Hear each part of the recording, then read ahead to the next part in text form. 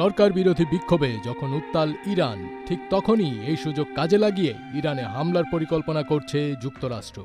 তবে এবার এই হামলা বেশ ভেবেচিন্তে করতে হবে, কারণ গত বছর যখন যুক্তরাষ্ট্র এবং ইসরায়েল ইরানে সম্মিলিত হামলা চালিয়েছিল, তখন তেহরানও কঠোর পাল্টা জবাব দিয়েছে এবং বিশ্বের একমাত্র মুসলিম দেশ হিসেবে কাতারে অবস্থিত মার্কিন ঘাঁটিতে রকেট হামলা চালিয়েছে, যা এ পর্যন্ত বিশ্বের কোনো দেশ করার সাহস পায়নি। সরকার বিরোধী বিক্ষোভের মধ্যে ইরানে যুক্তরাষ্ট্রের হস্তক্ষেপের হুমকি দিয়েছিল মার্কিন প্রেসিডেন্ট ডোনাল্ড ট্রাম্প।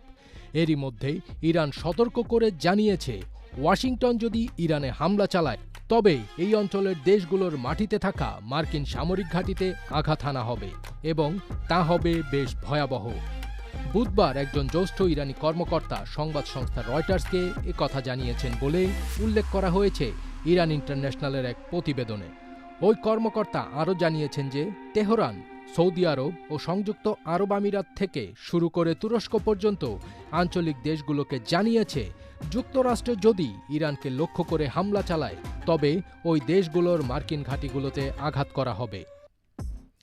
এর জেরে ইতিমধ্যেই ওয়াশিংটনের পক্ষ থেকে তেহরানের বিরুদ্ধে সম্ভাব্য সামরিক হামলার হুমকির প্রেক্ষাপটে সৌদি আরব ইরানকে জানিয়েছে যে তারা তাদের আকাশসীমা বা ভূখণ্ড কোনো ধরনের হামলার জন্য ব্যবহার করতে দেবে না।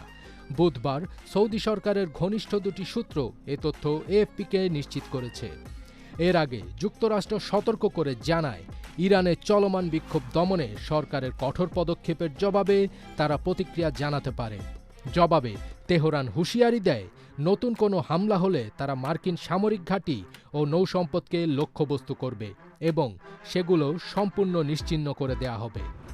সৌদি সামরিক বাহিনীর ঘনিষ্ঠ একটি সূত্র এএফপিকে জানায়, সৌদি আরব সরাসরি তেহরানকে জানিয়েছে যে ইরানের বিরুদ্ধে নেওয়া কোনো সামরিক পদক্ষেপের অংশ তারা হবে না এবং এ উদ্দেশ্যে তাদের ভূখণ্ড বা আকাশসীমা ব্যবহার করতে দেয়া হবে না।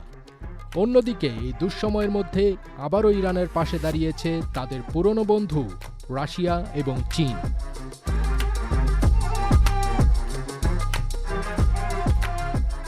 ফার্স্ট বিট তাজ, এটিএন বাংলা।